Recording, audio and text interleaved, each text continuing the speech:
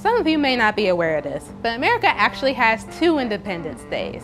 One celebrates America's freedoms from Britain's rule. Another holiday, Juneteenth, commemorates the day when a Union general came into Texas and gave an order that actually ended slavery.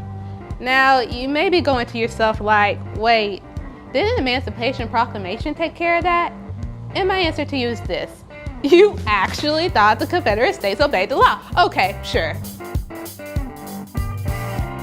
On January 1st, 1863, President Abraham Lincoln declared all slaves held in Confederate states to be freed.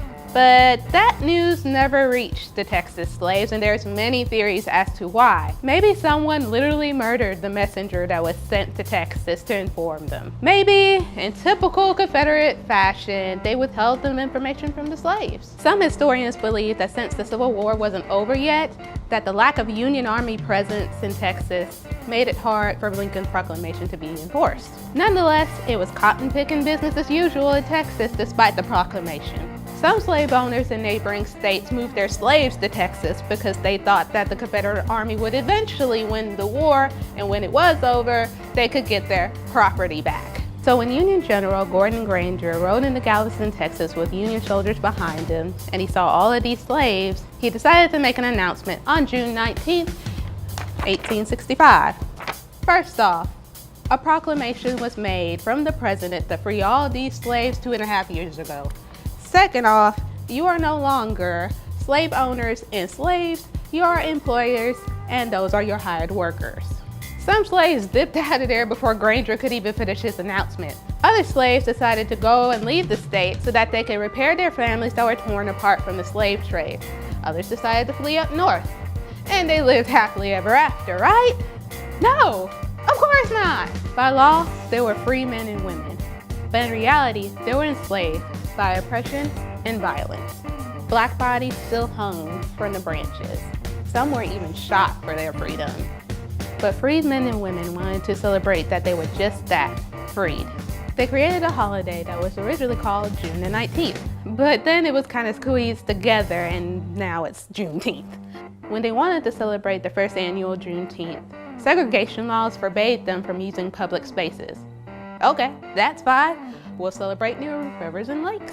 They dressed in the fanciest clothes so they could combat laws that required them to wear raggedy clothing. They ate barbecues, sung spirituals, preached religious sermons. Strawberry soda was the drink of choice, and they also ate a lot of red fruits and desserts like strawberry pie and red velvet cake to commemorate the blood that was spilt during slavery. These rituals still occur in today's Juneteenth celebrations, whether it be parades, cookouts, or 5-day festivals. And since whites didn't want to share their own spaces with blacks, the blacks decided that they would raise their own funds for their own celebration sites, such as Emancipation Park in Houston, Texas. So as the former Texas slaves decided to migrate across the country, so did the importance of Juneteenth, which is also known as Emancipation Day or Freedom Day.